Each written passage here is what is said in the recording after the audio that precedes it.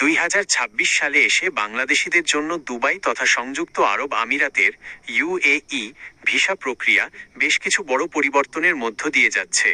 বর্তমানে যে সমস্ত ক্যাটাগরির ভিসা চালু রয়েছে এবং ইমিগ্রেশনের যে কড়াকড়ি নিয়ম চলছে তার একটি বাস্তব চিত্র নিচে দেওয়া হলো।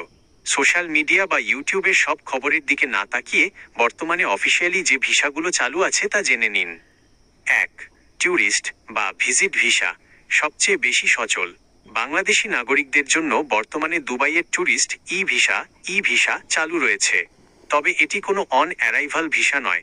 দেশ ছাড়ার আগেই আপনাকে অনুমোদিত ট্রাভেল এজেন্সির স্পন্সর মাধ্যমে ই ভিসা সংগ্রহ করতে হবে। 30 দিন মেয়াদি সিঙ্গেল এন্ট্রি ভিসা সাধারণ ভ্রমণ বা অল্প দিনের জন্য আত্মীয় স্বজনের কাছে বেড়াতে যাওয়ার জন্য এটি সবচেয়ে জনপ্রিয়। 60 দিন মেয়াদি সিঙ্গেল এন্ট্রি ভিসা যারা একটু বেশি সময় থাকতে চান বা ব্যবসা চাকরি খোঁজার উদ্দেশ্যে আমিরাতে যেতে চান তারা এই ক্যাটাগরি বেছে নিচ্ছেন।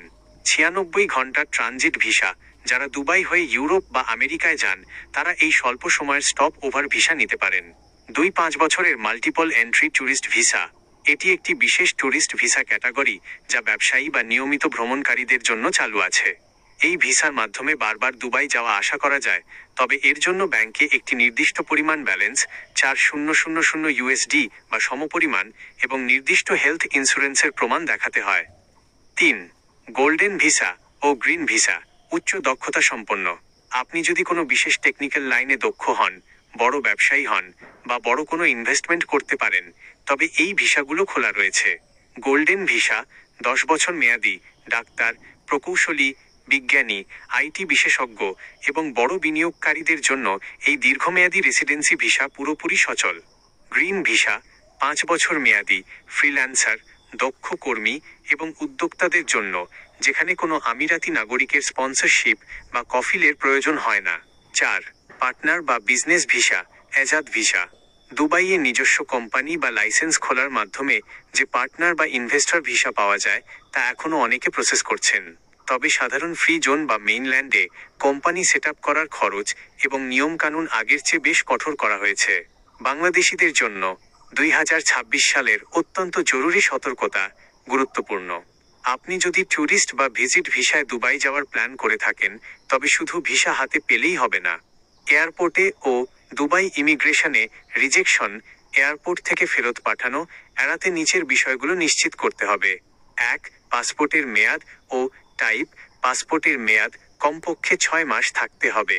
আমিরাত ইমিগ্রেশন এখন আর কোনো হাতে লেখা বা অতিরিক্ত ড্যামেজড পাসপোর্ট গ্রহণ করছে না। এমআরপি বা ই পাসপোর্ট বাধ্যতামূলক। 2. Return ticket confirmed return ticket ছাড়া কোনোভাবেই বিমানে উঠতে দেওয়া হবে না। 3.